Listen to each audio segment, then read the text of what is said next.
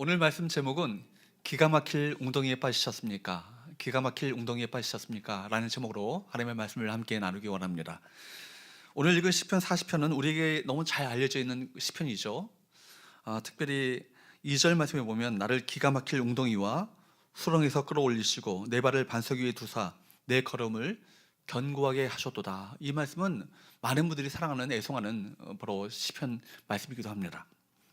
복음성가 시편 40편도 우리가 잘 알려져 있죠. 이자가 우리가 헌금성으로도 불러들 찬양인데, 하나님의 음성을 듣고자 기도하면 귀를 기울이시고 내 기도를 들어주신다네. 깊은 웅덩이와 수렁에서 끌어올리시고 나의 발을 반석 위에 세우시사 나를 튼튼히 하셨네. 새 노래로 부르자 랄랄라. 하나님께 올릴 찬송을 새 노래로 부르자. 하나님의 사랑을, 우리 찬양 너무 잘 알고 계시죠?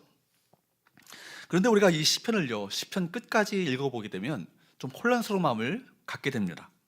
이 시의 전반부와 후반부의 분위기가 너무나도 달라지기 때문입니다. 앞부분 1절부터 10절까지 말씀은 다윗이 기쁨에 충만해서 하나님께서 이렇게 내 기도를 들어주셨다, 나에게 이렇게 노래하고 있어서 기도 응답에 대한 간증인 것처럼 보입니다.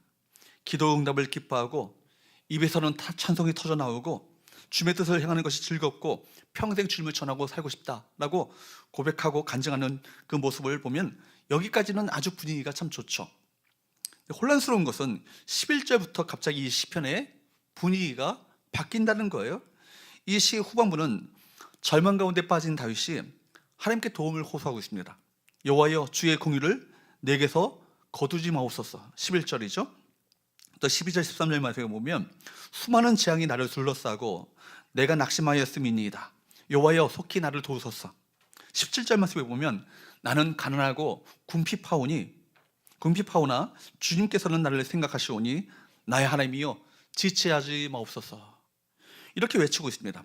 이렇게 본다면 전반부에 고백하고 있는 하나님께서 응답하시고 건지시고 새 노래를 부르게 하셨다라고 고백하고 있는 것은 놀라운 하나님의 역사를 경험하고 난 다음에 부르는 고백과 찬양이 아니라는 거예요.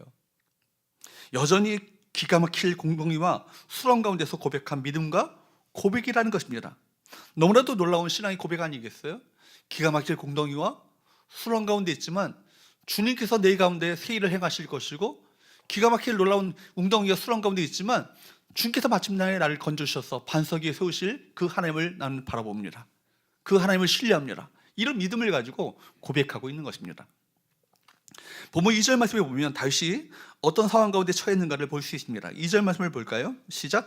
나를 기가 막힐 웅덩이와 수렁에서 끌어올리시고 내 발을 반석 위에 두사 내 걸음을 견고하게 하셨도다.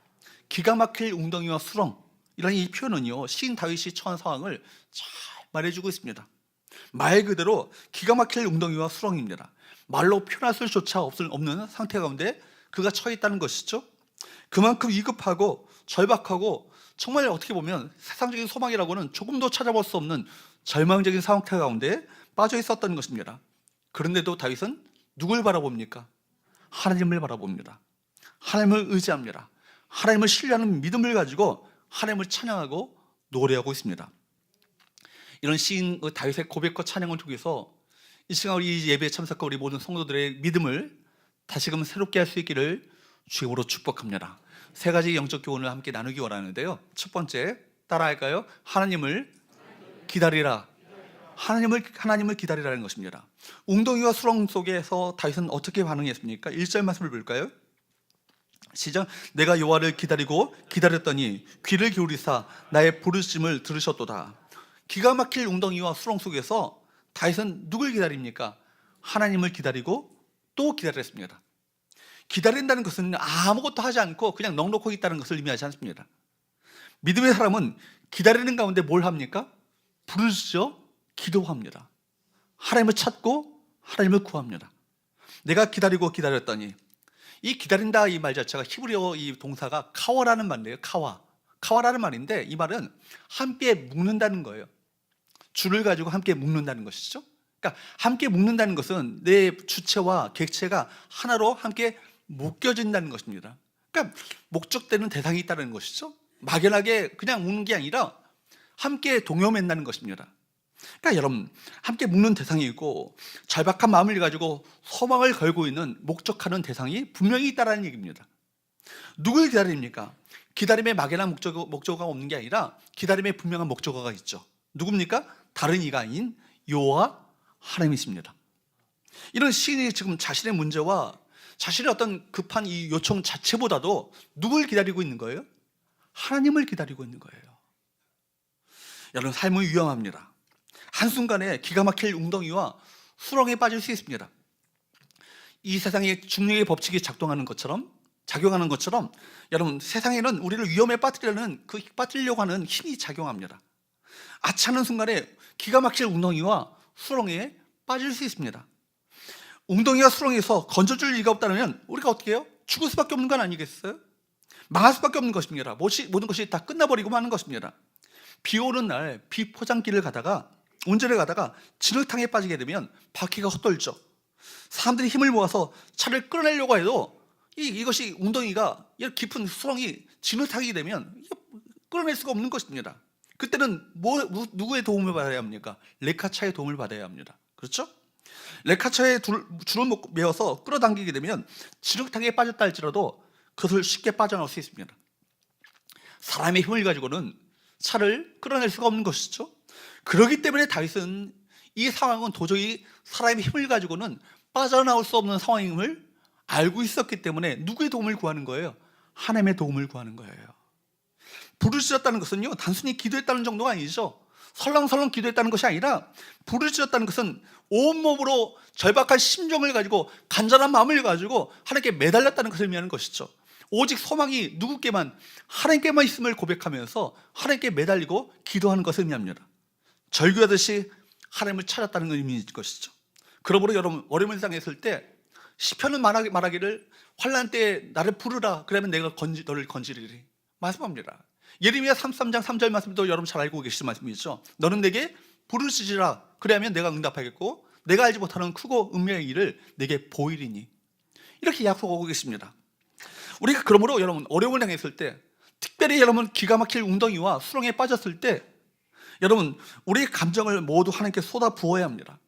하나님의 도움을 구해야 하는 것이죠. 그러므로 우리 인생에 기가 막힐 웅덩이와 수렁이 없다는 것이 복이 아니라, 기가 막힐 웅덩이와 수렁을 만났다 할지라도 그 가운데 누가 함께 하시면 되는 거예요? 하나님이 함께 하시면 되는 거예요. 그게 복이에요.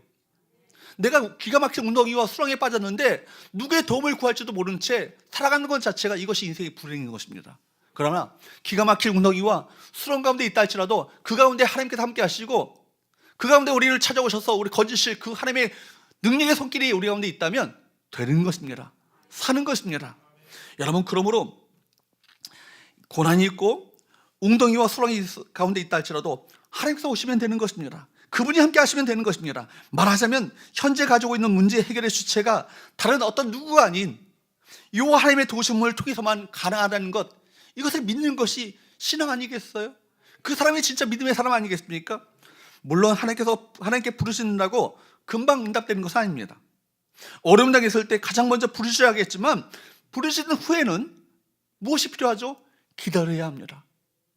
기다림이라는 것은 신앙생활에 있어서 우리 기다림의 계절 가운데 우리 대림절을 보내면서 중요한 주제이기도 하지만, 신앙생활에 있어서도 핵심적인 주제가 기다림입니다. 여러분, 우리가 기다림의 계절, 대림절 기간을 보내고 있습니다. 대림절 기간, 성탄의 주님을 기다리고 재림의 주님을 기다리는 것처럼 하나님을 또 기다리고 또 기다려야 할 것입니다. 우리는 고난 나갈 때 다 절박한 심정을 가지고 기도합니다. 고난 때 여러분, 기도하지 않은 사람이 없는 거예요. 다 절박한 마음을 가지고 기도합니다. 그러나 하나님의 응답을 기다리는 것은 결코 쉽지 않습니다. 여러분, 즉각적으로 응답이 오지 않는데도 불구하고 그 믿음을 포기하지 않고 꺾지 않고 믿음으로 신뢰하고 하나님을 간절히 구하는 사람은 여러분, 하나님의 응답을 기다릴 수 있습니다. 그런데 즉각적인 응답이 임하면 좋을 텐데, 많은 경우 하나님께서는요, 우리가 즉각적으로 응답하지 않으시고 우리로 하여금 기다리게 하십니다. 즉각적으로 응답하시면 좋을 텐데 왜 기다리게 하실까요? 우리가 하나님께 기도하고 기다리는 동안 하나님께서 하시는 일이 있죠. 하나님께서는 우리가 기도하고 하나님의 응답을 기다리는 동안에 하나님을 더욱더 신뢰하게 만드십니다. 하나님의 응답을 기다리는 시간이 길어질수록 하나님을 더 깊이 신뢰할 수 있습니다. 하나님을 신뢰할 수 없다면 하나님께 대해서 기대할 수 없습니다. 기대감이라고는 찾아볼 수가 없는 것이죠. 그러나 여러분, 하나님을 신뢰하는 사람, 하나님께 기대감을 갖고 하나님의 응답을 기다릴 수 있습니다.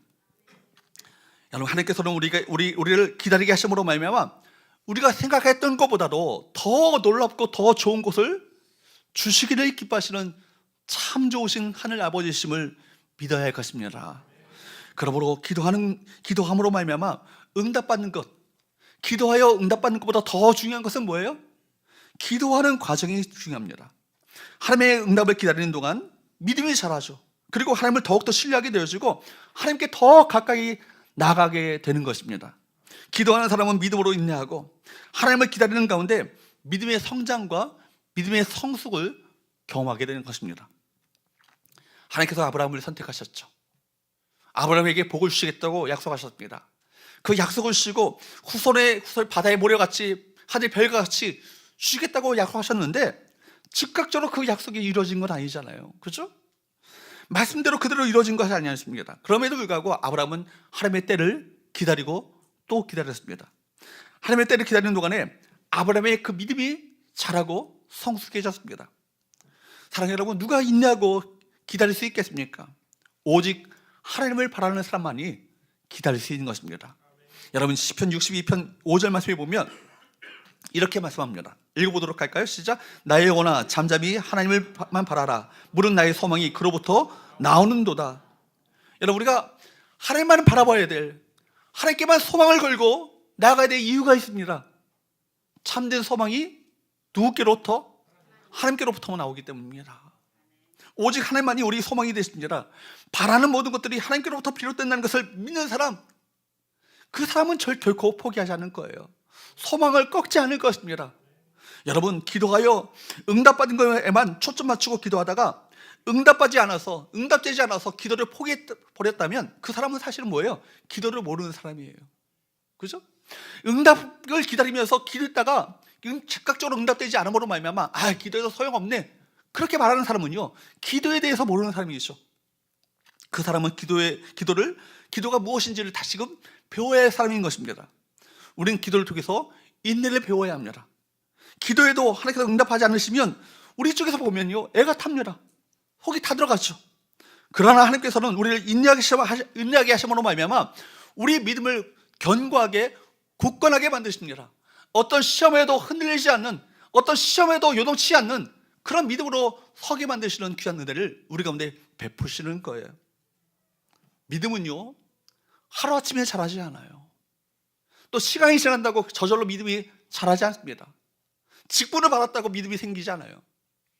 신앙생활을 수십 년 했어도 우리 믿음이 자라는 데는 수많은 믿음의 싸움을 하는 가운데 믿음이 성장하게 되는 거예요. 여러분, 수많은 경험을 통해서 우리 믿음이 자랍니다. 아브라함이 그랬습니다. 아브라함은 수많은 아픔과 실패를 경험했습니다. 그러나 하나님께서는 아브라함을 위로하시고 격려하시고 인도하셨습니다. 그리고 마침내 아브라함은 믿음의 조상이 되어지는, 믿음의 으뜸이 되어지는 귀한 그 믿음의 반열 가운데 그가 올라서게 되었던 것입니다. 우리는 고난이 끝나는 것에만 초점을 맞추고 살아갑니다. 고난이 빨리 끝나기만 원합니다. 그러나 하나님께서는 이 고난이라는 이 과정을 통해서 우리 믿음이 자라게 하시고 우리 믿음이 요동치 않는 견고한 성숙한 믿음으로 서기를 원하시는 것이 하나님의 마음이세요. 그래서 히브리서 10장 35절에서 36절 말씀에 보면 이렇게 말씀하고 있습니다. 시작. 그러므로 너희의 담대함을 버리지 말라. 이것이 큰 상을 얻게 하는 게라. 너희에게 인내가 필요함은 너희가 하나님의 뜻을 행한 후에 약속하신 것을 받기 위함이라. 아멘. 인내가 왜 필요하대요? 여러분, 약속하신 것, 하나님의 뜻을 행한 후에 약속하신 그것을 받도록 하시기 위해서 오래 참은 인내가 필요하다고 말합니다. 이 말씀은요, 우리에게 고난 가운데 있는 성도들에게 왜 오래 참은 인내가 필요한지를 말씀해 주고 있는 것 아니겠어요? 반면에 인내가 없다면 여러분, 하나님의 뜻을 행한 후에 받게 되어질 이 약속, 이 상을 놓쳐버린다는 얘기 아니겠어요? 여러분, 다 된 밥에 코를 빠뜨리면 어떻게 되겠어요? 끝까지 충성하고 헌신했는데 그 상을 놓쳐버린다면 어떻게 되겠습니까? 인내가 필요하죠. 오래 참음이 필요한 것입니다. 그래서 하나님께서 성도들에게 약속하신 축복은 어디에 있는가? 인내를 가진 사람들만 넘어갈 수 있는 언덕 너머에, 인내를 갖고 오래 참을 품고 끝까지 인내한 사람들이 넘어갈 수 있는 언덕 너머에 그 상과 그 축복이 거기에 마련되어 있는 것입니다. 여러분, 그러므로 인내가 없는 사람들은 하나님의 뜻을 행한 후에 받게 되는 이 약속하신 것을 받지 못하게 되는 것이죠. 그래서 야고보서 1장 4절 말씀에 보면, 그래서 야고보 사도는 우리에게 이렇게 말씀하고 있습니다. 시작. 인내를 온전히 이루라. 이는 너희로 온전하고 구비하여 조금도 부족함이 없게 하려 함이라. 뭐래요? 뭘 명령하고 있습니까? 인내를 온전히 이루라고요. 한두 번 인내하고 끝나는 것이 아니라 인내를 끝까지 온전히 이루라는 것은 끝까지 인내라는 거예요. 끝까지 오래 참으라는 거예요. 이는 왜냐하면 너희로 온전하고 구비하여 조금도 부족함이 없게 하려 함이라. 무슨 얘기예요? 그릇을 만들어 주신다는 거예요. 상을 받을 만한 그릇을 준비하시기 위해서 우리로 하여금 인내의 성품을 갖도록 만드신다는 것 아니겠어요? 우리는 고난이 끝나는 것 한 가지만 생각하죠. 그러나 하나님께서는 크고 놀라운 계획을 가지고 계십니다.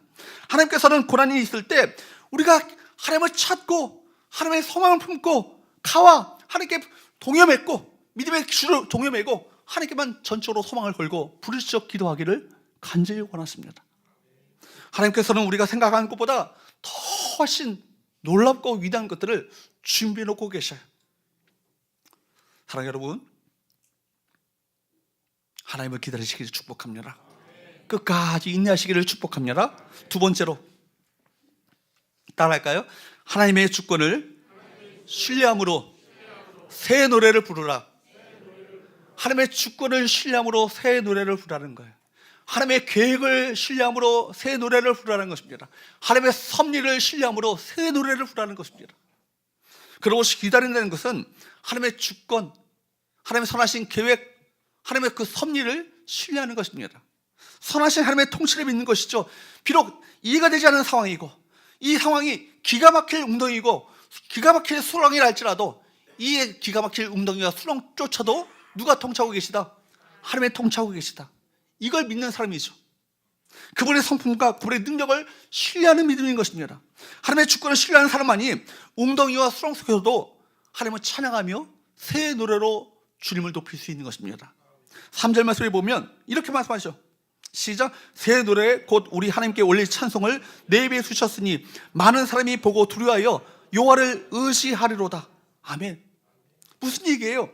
다윗은 지금 기가 막힐 웅덩이와 수렁 가운데 있는데 자신을 건져주실 하나님을 기대하며 건져주실 것을 믿고 바라보면서 하나님을 찬양했다는 거예요. 시편의 많은 표현들이 예언적 과거형이 있습니다. 예언적 과거형이라는 것은 뭐냐면 앞으로 되어질 일을 예언자처럼 바라보는 거예요. 그리고 그 표현을 뭐라고 하냐면 하나님께서 나를 건져주실 것이다가 아니고 주께서 나를 건져주셨습니다. 믿음으로 선포하는 것이죠. 믿음이 없이 가능한 것이 아니에요. 이 표현은요, 믿음이 없는 사람은 절대로 할 수 없는 얘기죠. 주께서 내게 놀라운 일을 행하셨습니다. 행하실 것이가 아니라 행하셨습니다. 이런 표현이에요. 다윗의 그 표현들 보면, 시편을 보면 기가 막힌 상황이고 고난과 역경 가운데 있는 한복판 가운데 있는데 주께서 나를 구원하셨습니다. 주께서 나를 건지셨습니다. 주께서 놀라운 일을 행하셨습니다. 이렇게 믿음으로 선포하는 거예요. 지금 뭐라고 합니까? 웅덩이의 수렁이 어떤 상황이에요? 기가 막힐 웅덩이고 기가 막힐 수렁이에요. 그럼에도 불구하고 주께 주를 향해서 새 노래를 부르고 계십니다. 이전에 없었던 노래로 주님을 찬양해. 우리가 함께 불렀잖아요. 그죠? 주를 송축해. 이전에 없었던 새 노래를 이 시간 부르고 있는 것입니다. 왜 새 노래라고 했을까요? 하나님의 역사는 늘 새롭기 때문입니다. 하나님께서는 우리가 이전에 한 번도 경험하지 못한 그 역사를 하십니다. 홍해를 건넜을 때가 다르고요, 요단강을 건널 때가 달라요. 그죠? 홍해는요, 이미 하나님의 물벽을 만드셔서 그들을 건너게 만드셨습니다. 그죠? 양쪽에 물벽을 만드셔서 마른 땅같이 건너게 하셨어요. 그런데 요단강을 보면요, 그들이 믿음으로 발걸음을 내딛었을 때 물이 갈라지기 시작했다고 얘기합니다. 그렇죠? 하나님께서는요, 새로운 역사를 써내려 가십니다. 성경에 등장하는 많은 사람들에게 하나님께서는 각각 다르게 역사하셨습니다. 다시 위기를 경험할 때마다 하나님께서 새로운 역사를 써내려 가셨습니다. 그래서 하나님께서 구원을 행하시는 방식은 언제나 놀랍고 언제나 우리 가운데 상상을 초월하는 하나님의 역사를 나타내 보이시는 거예요. 목장에서 함께 간증을 나누다 보면 각 사람이 경험한 하나님이 각각 다르지 않습니까? 어떤 사람에게는 전능하신 하나님을 경험한 사람이 있고요, 어떤 사람은 사랑의 하나님을 만난 사람이 있습니다. 어떤 사람은 폭풍 가운데 다가오시는 그 하나님을 만난 사람이 있는 반면에 희미한 음성으로 그 음성을 들려주시는 그 하나님을 만난 사람이 있어요. 이렇게 사람들마다 다 다르게 하나님을 만나게 되죠. 하나님께서 놀라운 이야기를 만들어냈습니다. 그래서 사람들마다 부르는 노래가 다 달라요. 사람들은 새로운 노래를 가지고 있습니다. 하나님께 초점을 맞추고 있는 사람은 언제나 새로운 찬양을, 새로운 노래를 부를 수 있는 것입니다. 하나님께서는 우리 가운데 새로운 노래를 부르길 원하십니다.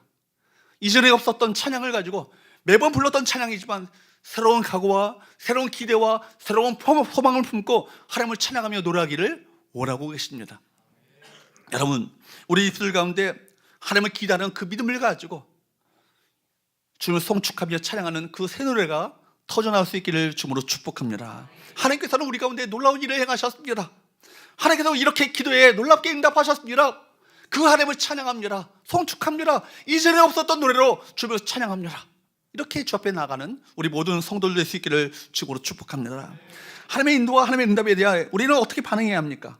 우리를 인도하시고 우리 기도에 응답하시는 하나님을 우리가 찬양해야 합니다. 4절 말씀을 계속 볼까요? 시작. 여호와를 의지하고 교만한 자와 거짓에 치우치는 자를 돌아오지 아니하는 자는 복이 있도다. 하나님을 의지하는 사람만이 새 노래를 부를 수 있습니다. 교만한 자, 어떤 사람을 말하죠? 하나님을 의지하지 않는 사람을 말하죠. 하나님을 의지하지 않는 사람은요, 자신의 힘을 의지합니다. 자신의 실력을 의지하게 되어 있어요. 자기가 갖고 있는 자원을 의지하게 되어 있습니다. 그리고 그 사람은 자기 중심적으로 살아가죠. 자기를 높이고 자기를 자랑하며 자기를 과시하고 자기 자신을 드러내는 그 찬양, 그 노래만은 하게 될 뿐입니다. 하나님의 위대하심을 경험한 사람만이 새 노래로 주를 찬양할 수 있는 것입니다. 상황을 이기는 사람만이 정말 기가 막힌 수렁과 웅덩이 가운데 빠져 있었다 할지라도 그 가운데 하나님을 찬양하며 새 노래를 부를 수 있는 것입니다. 하나님께서는 과거에도 역사하셨고 지금도 이러고 계십니다. 앞으로도 놀라운 일을 행하실 것을 믿는 그 사람만이 새 노래로 주를 찬양할 수 있지 않겠어요? 사랑하는 여러분, 지금 상황이 내가 기대하고 생각했던 것과는 다른 방향으로 내 삶이 흘러가고 있다 할지라도 하나님을 신뢰하고 이 상황 또한 하나님의 컨트롤 가운데 있음을 믿는 사람, 그 사람만이 하나님을 찬양하며 노래할 수 있는 것입니다. 사랑하는 여러분, 그 믿음의 새 노래를 부르는 믿음의 사람 될 수 있기를 주님으로 축복합니다. 여러분, 그래서 우리는 새 노래를 부를 수 있는 거예요. 새 노래는 그렇기 때문에 누구께 초점 맞춘 것입니까? 하나님께 초점을 맞춘 것입니다. 새 노래는 과거와 현재가 아니라 어디에 초점 맞춘 거예요? 미래에 초점을 맞춘 거예요. 상황이 참으로 암담하고 아무것도 보이지 않는다 할지라도 그 선하신 하나님, 공의로우신 하나님, 미쁘신 하나님, 신실하신 하나님, 사랑의 하나님, 우리 가운데 새 일을 행하실 하나님을 믿기 때문에 새 노래로 주 앞에 찬양하며 경배하며 나가게 되게 주님입니다. 목사님, 저 예배할 기분이 아니거든요. 목사님, 저기 찬양이 나오겠어요? 생각해 보세요. 기도가 나옵니까? 라고 말하는 사람은요, 상황에 여전히 내 마음이 빼앗겨 있는 사람이에요. 그러나 우리의 상황에서 눈을 들어 이 상황을 역사하시는 하나님을 신뢰하며 바라보게 될 때 하나님을 경배하게 될 거예요. 참된 예배를 주 앞에 드릴 줄 믿습니다. 하나님, 내가 이 상황에도 불구하고 이런 환경에도 불구하고 기가 막힌 웅덩이에 빠져 있지만 새 노래로 주님을 찬양함으로 말미암아 이 상황을 믿음으로 돌파하기 원합니다. 이런 믿음의 자세가 우리 가운데 필요한 것입니다. 5절 말씀을 계속 볼까요? 시작. 여호와 나의 하나님이여, 주께서 행하신 기적이 많고 우리를 향하신 주의 생각도 많아 누구도 주와 견줄 수가 없나이다. 내가 널리 알려 말하고자 하나 너무 많아 그 수를 셀 수도 없나이다. 다윗은 뭐라고 합니까? 하나님께서 행하신 기적이 너무나도 많다라고 고백합니다. 하나님께서 행하신 일들은 너무나도 많아서 헤아릴 수가 없다고 말합니다. 여러분, 기도한 대로 응답되지 않는 것 같았고 하나님께서 내 기도만 듣지 않으신 것처럼 보이고 내 기도를 귀를 막고 계신 것처럼 보인다 할지라도 지치지 않고 하나님의 응답을 기다리고 기다리는 사람은 마침내 하나님께서 행하실 놀라운 기적들을 맛보게 될 줄로 믿습니다. 특별히 5절 말씀에 보면 어떤 말씀이 나와요? 우리를 향하신 주의 생각도 많아, 주의 생각도 많아 누구도 주와 견줄 수가 없나이다. 내가 나를 생각한 것보다 누가 더 많이 생각하신대요? 하나님이 우리를 더 많이 생각하신대요. 우리를 생각하시고 또 생각하시고 또 생각하시고 또 생각하십니다. 주의 생각에는 우리 자신이, 우리들이 그 주의 생각에 가득 차 있습니다. 놀라운 표현 아니겠습니까? 하나님께서는 우리를 위해서 늘 생각하세요. 주께서 품으신 생각은 우리를 위한 생각을 품고 계십니다. 지난주에 말씀드렸던 것처럼 젖 먹는 자식을 여인이 어찌 잊을 수 있겠는가? 그러나 그들이 혹시 잊을지라도 나 요한은 너희들을 내 손에 살을 파내고 피를 철철 흘리면서까지 너희들의 이름을 한 사람 한 사람의 이름을 내 손바닥에 새겼노라. 이렇게 말씀하시잖아요. 왜 하나님에 대해서 여러분 기대감을 꺾고 계십니까? 우리를 향한 주의 생각이 많다라고 분명히 우리에게 말하고 계셔요. 그런데 여기 생각이라고 번역된 히브리어 이 마쉐베트라는 말은 생각이라는 말도 있는데 계획이라는 말도 있습니다. 원래 이 계획이라는 말이죠. 여러분, 계획이라는 말로 번역할 수 있는 것이죠. 하나님께서는 우리를 향한 그 선하신 계획을요, 놀라운 계획을 품고 계시다는 거 아니겠어요? 하나님께서는 우리를 위한 놀라운 섭리를 품고 계십니다. 하나님께서는 우리를 위해서 많은 길을 만드십니다. 우리 형편과 처지를 돌아보시고 날마다 생각하셔서 어떤 길로 인도할 것인지를 날마다 생각하셔서 그 계획을 가지고 우리를 이끌어 가신다는 거예요. 누가 정하셔요? 하나님이 정하세요. 광야 같은 이 세상 가운데 길이 한 치 앞도 보일 수 없는, 모래바람 부르면 길이 다 사라져버린 것이 광야가 아니겠습니까? 그 광야 같은 이 세상 가운데 길을 만드시고 웨이메이커 되시는, 길을 만드시는 하나님께서 우리를 친히 이끌어 가시는 그 생각을 우리 주님께서 품고 계시다. 주님께서 가장 적합한 때를 정확한 그 시간에 작정하고 계십니다. 그래서 이사야 30장 말씀에 보면 여호와께서 기다리시다니, 그래서 그 다음에 너희도 기다리라고 말합니다. 하나님의 때를 정하시고 우리 기다리고 계시다는 거예요. 하나님께서 우리를 기다리게 하시고 그 시간을 통해서 우리를 변화시키십니다.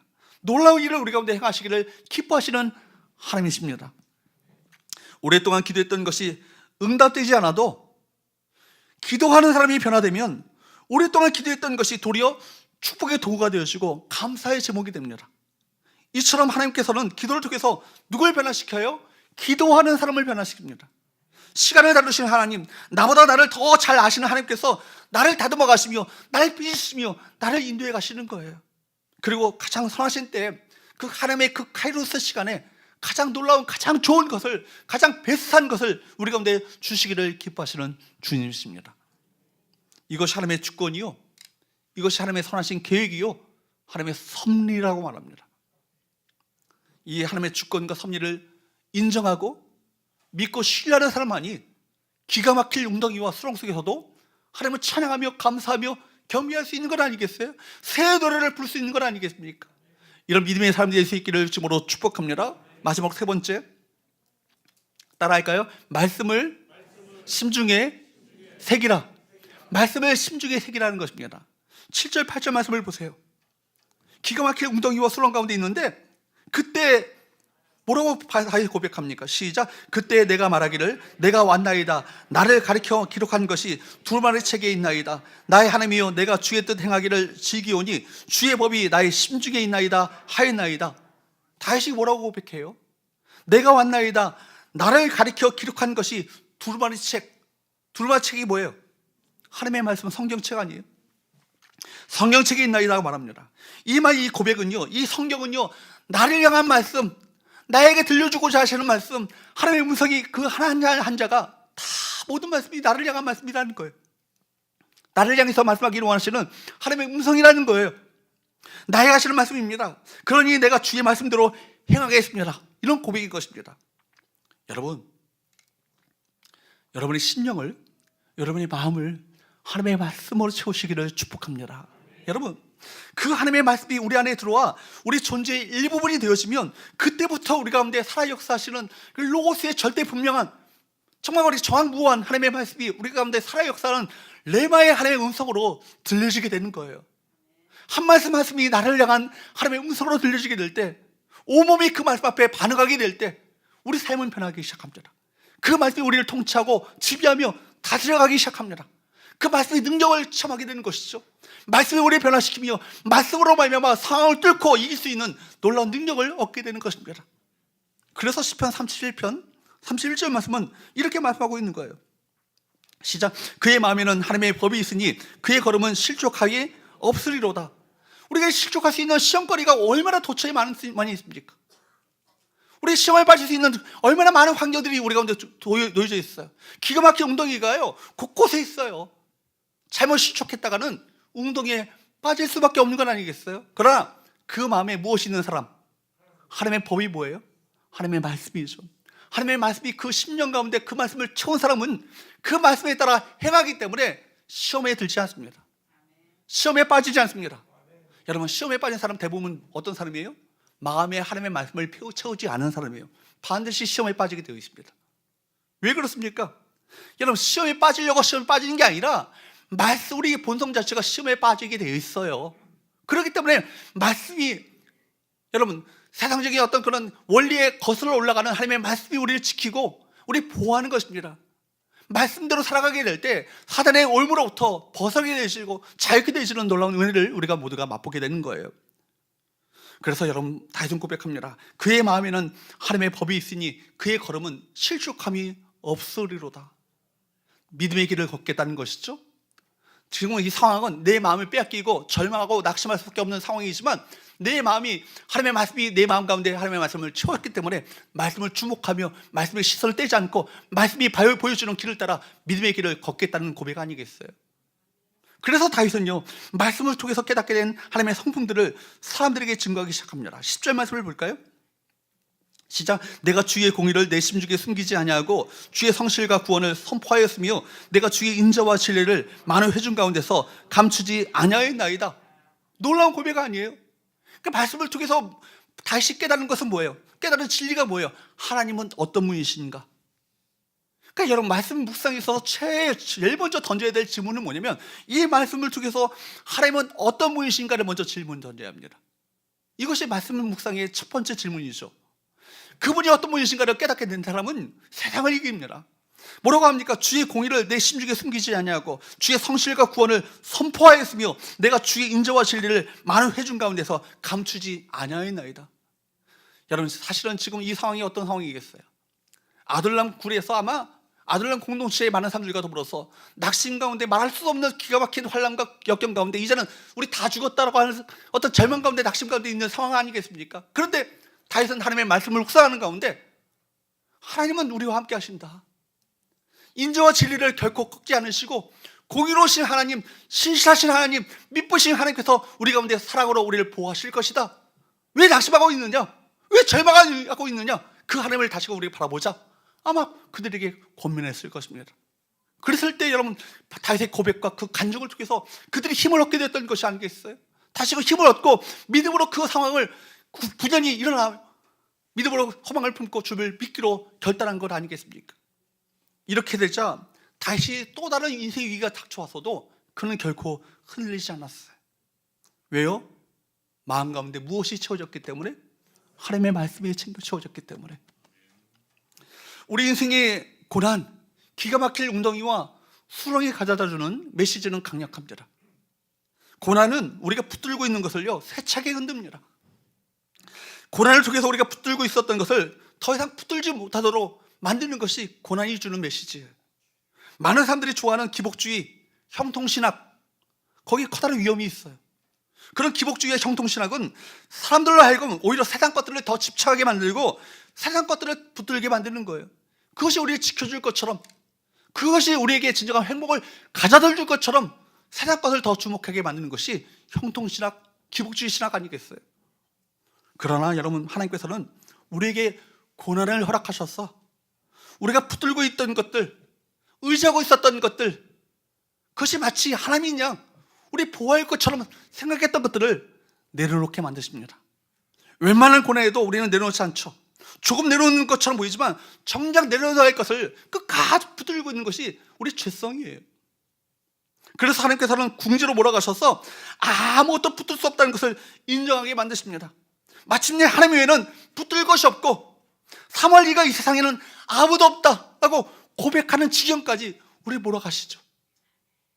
하나님께서는 고난을 통해서 내가 나를 신뢰할 수 없도록 만드시는 거예요. 내가 나를 붙들 수 없도록 만드십니다. 마침내 누구만을 붙들게 만드시는 거예요? 하느님만을 붙들게 만드시는 거예요. 이게 은혜예요. 이게 은혜예요. 이게 축복이죠. 그러니까 여러분, 하나님께 집중하는 것 저절로 되지 않아요. 시간이 지나간다고, 신앙 연수가 쌓아 올린다고, 직분을 받았다고, 여러분 이렇게 하나님께 집중하는 것이 저절로 되는 것이 아니에요. 고난을 통해서 하나님께 집중하는 것을 배운 사람만이 기가 막힌 운동이와 수렁 속에서도 흔들리지 않는 믿음으로 설 수 있게 되는 것입니다. 이와 같이 고난은 우리로 하나님의 말씀을 갈망하게 합니다. 이것이 고난이 주는 유익 아니겠어요? 시편 기자는 이렇게 고백하죠. 시편 119편 71절 뭐라고 합니까? 시작. 고난 당한 것이 내게 유익이라 이로 말미암아 내가 주의 윤례들을 배우게 되었나이다. 목사님, 고난 없는 것이 유익이죠. 고난 없는 것이 축복이죠. 그렇게 말하지 않아요. 뭐라 그래요? 고난 당한 것이 축복이래요. 왜냐하면 고난을 통해서 하나님의 말씀의 그 진리를 비로소 절실하게 깨닫게 되니까. 고난 당하기 전에는요, 하나님의 말씀을 흘려듣습니다. 하나님의 말씀을 무시합니다. 귀도만 듣지 않습니다. 하나님의 말씀을요 소홀히 생각합니다. 그런데 고난 당하면 하나님의 말씀을 온몸으로 받아들입니다. 말씀을 사모합니다. 말씀을 갈급하며 갈망하게 되는 것이죠. 그러므로 고난은 최고의 학교요, 고난은 최고의 스승인 것입니다. 시편 기자는 고난 당한 것이 왜 유익이라고 고백했습니까? 고난 당하지 않으면요 하나님의 말씀을 제대로 배울 수 없기 때문입니다. 지식적으로 할 뿐이죠. 그런데 고난 중에 있을 때 하나님의 말씀이 또렷이 들립니다. 이전에 많이 골몇 번 들었던 말씀인데 새롭게 들려지기 시작하는 거예요. 나를 향한 하나님의 음성으로 들려지기 시작하는 거예요. 다시 고백합니다.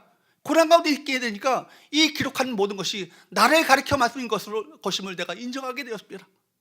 이 두루마리 책, 성경책에 있는 모든 말씀이 다 나를 가리켜 말씀하신 것임을 내가 비로소 깨닫게 되었습니다. 이런 고백을 하게 되는 건 아니겠어요? 평안할 때는요 말씀이 들리지 않습니다. 평안할 때는요 말씀이 피상적으로 들려요. 뻔한 말씀인 것처럼 보이고 그 말씀이 그 말씀인 것처럼 보여요. 그런데 여러분, 그 말씀이 들리지 않는 것은요 아주 위험한 상태예요. 위험한 상태임에도 불구하고 위험을 느끼지 못하는 것이 더 위험한 것이죠. 라오디게아 성도들이 그렇지 않아요? 우리는 다 부족한 것이 없다. 그러니까 마음 가운데 아니란 마음을 가지고 사모함도 갈급함도 갈망함도 사라진지 오릅니다. 주께서 말씀하실 것이 뭐예요? 역겹다, 토하여 내치겠다. 여러분, 왜 위험을 위험으로 느끼지 못합니까? 그만큼 영적인 감각이 무뎌졌기 때문입니다. 그러나 여러분, 삶이 힘들면 하나님의 말씀이 쏙쏙 들어옵니다. 새로운 말씀이 아니라 이전에 많이 들었던 말씀이에요. 그럼에도 불구하고 고난당에 있을 때 하나님의 말씀이 꿀송이처럼 달게 느껴집니다. 고난을 통해서 우리 마음이 낮아졌기 때문입니다. 우리가 성공하고 평탄할 때는 마음이 높아져 있어요. 성공한 사람은요 마음이 하늘까지 닿은 것처럼 그렇게 닿을 듯합니다. 자기 말이 최고라고 생각하죠. 다른 말을, 사람들의 말을 들으려 하지 않습니다. 누군가가 나에게 충고하면 저 인간이 나에게 무슨 충고를 해? 기분 나빠하고 자존심 상해합니다. 그런데 여러분, 실패하거나 고난당하면 어때요? 마음이 가난해집니다. 이전에 자랑했던 것을 부끄러워하기 시작합니다. 그러므로 광야가 최고의 학교예요. 광야를 경험한 사람과 경험하지 못한 사람은 분명하게 구분되어 있으시죠. 더 이상 피상성을 가지고 살아가지 않아요. 피상적인 신앙을 가지고 살아가지 않습니다. 광야를 경험한 사람은 얼굴이 다르죠. 교만하지 않습니다. 부드럽습니다. 고난을 통해서 하나님의 말씀을 온몸으로 배웠기 때문입니다. 내가 내 힘으로 살아온 것이 아니라 뭐예요? 하나님의 은혜예요. 모든 것이 하나님의 은혜예요. 당연한 거 하나 없고 다 이제까지 내가 살아온 것 자체가, 건강했던 것도, 내가 이렇게 살아왔던 것도, 이 순간에 이 자리에 있는 것도 다 하나님의 은혜 아니겠어요? 광야에서는요 세상의 커리어가요 통하지 않아요. 잔머리를 쓸 수 없습니다. 광야는 그야말로 길이 없기 때문에 오직 길을 만드시는 하나님만 의지하며 그분의 인도하심을 따라 한 걸음 한 걸음 믿음의 발걸음을 떼어야만 살 곳이 어디예요? 광야예요. 시편 119편 67절과 71절 말씀을 보세요. 시작. 고난 당하기 전에는 내가 그릇 행하였더니 이제는 주의 말씀을 지키나이다. 고난 당한 것이 내게 유익이라. 이로 말미암아 내가 주의 윤례들을 배우게 되었나이다. 어려움이 없고 평탄할 때, 그때는 사실은 형식적이고 형식적으로 말씀을 묵상하고 기도한다 할지라도 형식적으로 기도할 뿐입니다. 하나님의 말씀을 가볍게 여기죠. 말씀을 깊이 묵상하지 않습니다. 그런데 말씀을 깊이 묵상하지 않고 말씀이 삶에 깊이 새겨지지 않으면 자동적으로 우리 삶은 세상이 우리를 지배하게 되어 있습니다. 말씀으로 채워지지 않으면 우리는 어때요? 세상이 우리를 지배하니까 악한 자들의 꾀를 따르게 되어 있습니다. 죄인의 길에 서게 되어 있습니다. 오만한 자의 자리에 앉게 되어 있다는 거예요. 우리가 그렇게 노력해서 그렇게 되는 것이 아니라 저절로 그렇게 되어 있다는 거예요. 말씀이 우리 마음을 채워지지 않으면, 지배하지 않으면, 저도 마찬가지예요. 그렇게 되려고 그렇게 되는 게 아니라 말씀이 마음에 채워지지 않으면 자신도 모르게 그렇게 된다는 거예요. 그러나 고난을 통해서 말씀을 배우면 말씀이 우리 안에 깊이 스며들기 시작합니다. 말씀을 이론적으로 이해하는 것이 아니라 말씀을 체험하게 되는 것이죠. 말씀이 추상적이지 않습니다. 말씀을 깊이 체험하게 됩니다. 온몸으로 체득한 그 말씀은 우리 삶에서 피가 되어지고 살이 되어지고 양식이 되어지는 것입니다. 그래서 신자는요, 기가 막힐 웅덩이와 수렁 속에서 빛을 발하게 되는 거예요. 왜 그래요? 이미 신자는, 믿음의 사람은 무엇을 갖고 있으니까? 답을 갖고 있으니까. 답이 어디 있습니까? 하나님의 말씀 안에 답이 있잖아요. 여러분, 스스로 힘으로 능력으로 해결할 수 없는 문제를 만났을 때 많은 사람들은 다 죽는다고 야단합니다. 이제 끝났다고 얘기합니다. 그런데 신자는요, 오히려 그 가운데 평안해요. 담대해요. 왜 그래요? 믿는 구석이 있어요. 누구를 믿어요? 하나님을 믿잖아요. 저 사람 뭐 믿는 구석이 있나 봐? 뭐 좋은 백그라운드가 있나 보지? 뭐 통장에 잔고가 있나 보지? 라고 사람들은 의심하는데 아무것도 없어, 사실. 그런데 담대한 이유가 뭐예요? 하나님을 믿으니까. 성경 안에 답이 있어요. 성경에, 여러분, 성경 안에는 많은 위기들이 있습니다. 그 위기 속에서 하나님께서 어떻게 역사하셨는지, 어떻게 일하셨는지, 어떻게 돌보셨는지, 어떻게 도우셨는지, 어떻게 보호하셨는지, 그들을 어떻게 이끄셨는지, 인도하셨는지를 다 기록하고 있는 것이 성경책 말씀 아니겠어요? 거기 인생의 진정한 로드맵이 거기 있는 거예요. 그 위기 속에서 하나님께서 어떻게 일하셨는지를 보고 오늘 어떻게 일하실지를 기대하며 살아가는 것이 믿음의 사람들의 라이프 스타일 아니겠어요? 그래서 우리 인생의 가운데 하나님이 주시는 그 절대적인 규준에 대한 확신을 가지고 살아가게 될 때 도리어 역경과 고난과 기가 막힐 웅덩이 속에서 하나님을 찬양하고 경배하는 삶을 살게 되는 것입니다. 세상 사람들이 도저히 이해할 수 없는 일이죠. 사랑하는 여러분, 말씀의 위력은 엄청납니다. 말씀을 배우고 알아갈수록 주어지는 축복은요, 말로 할 수 없는 거예요. 말씀을 가까이 하시기를 주으로 축복합니다.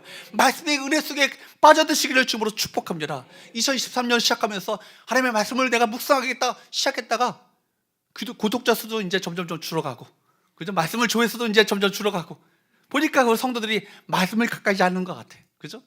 생명의 삶 그 신청자들도 숫자가 점점 줄어가. 전사님 왜 그래요? 그러니까 성도들이 말씀을 잘 안 보시나 봐요. 그래서 안 되잖아요. 그죠? 말씀이 우리를 보호하는 거예요.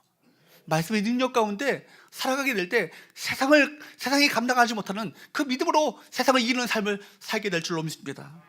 사랑하는 여러분, 그런데 여러분, 문제는 뭐예요? 이것을요, 내가 스스로 깨닫고 말씀 가운데 돌아가고 기도하기로 작정하는 그 길로 가면 좋은데 그거조차도 엄두도 내지 못하는 분들이 있잖아요. 과거의 믿음이 충분해서도 깊은 영적 침체에 빠지게 되면 기도조차 할 수 없게 됩니다. 과거의 성경을 읽고 지식이 있다 할지라도 영원히 캄캄한 어둠의 밤을 만나게 되면 낙심하고 절망하여서 기도조차도, 말씀을 읽을 엄두조차도 내지 못하는 거예요. 그때 누가 필요해요? 옆에서 도와주는 사람이 필요해요. 그래서 목장이 필요한 거예요. 그래서 공동체가 필요한 겁니다. 그래서 교회가 필요한 것입니다. 주님을 바라보는 눈이 열린 사람, 그래도 믿음에 굳게 서 있는 사람들이 위기를 만나 흔들린 사람들을 붙잡아주고 그들을 위해서 기도해주고 말씀으로 그들을 권면해주는 그 사랑의 격려가 그들만에 필요한 것 아니겠어요? 이것이 교회가 필요한 이유요, 목장 공동체가 필요한 이유인 것입니다. 나 홀로 설 수 없잖아요. 나를 잡아주는 누군가가 내 옆에 있다면 그 사람 복된 사람 아니겠어요? 목장 안으로 들어가시기를 축복합니다. 남성들이요, 목장 안으로 들어가시기를 축복합니다. 여자들만 여러분 믿음으로 살아야 될 이유가 아니잖아요. 우리 남성들이야말로 여자들보다 더, 집사람이, 제가 결혼했을 때, 처음에 결혼했을 때 집사람이 저한테 얘기하는 게 그거예요. 삐지는 게 무기냐고.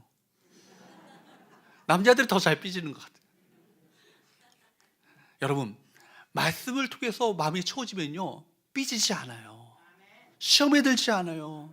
낙심하지 않는다는 거예요. 절망하지 않고 오히려 웬만한 시험을요 걷더니 넘어설 수 있는 고공행진을, 믿음의 고공행진을 할 수 있는 건 아니겠어요? 목장 안으로 들어가셔서 옆에 지체에 우리 영적 가족들의 도움을 받으시기를 축복합니다. 여러분, 이 세상은 흔들리게 되어 있어요. 흔들리게 되어 있는 이 세상 가운데 진정한 요동치 않고 우리 붙잡아 줄 수 있는 영원한 반석은 누가 되십니까? 하나님이 되십니다. 하나님께 소망을 걸고 하나님께서 우리 가운데 행하실 것을 기대함으로 믿음의 새 노래를 부르시고 말씀 가운데 우리 마음을 견고하게 그 말씀으로 채움으로 말미암아 영적 전쟁에서 믿음으로 승리하는 우리 모든 성도들 될 수 있기를 주님으로 축복합니다. 기도하겠습니다. 하나님, 우리가 처하는 현실, 그 현실이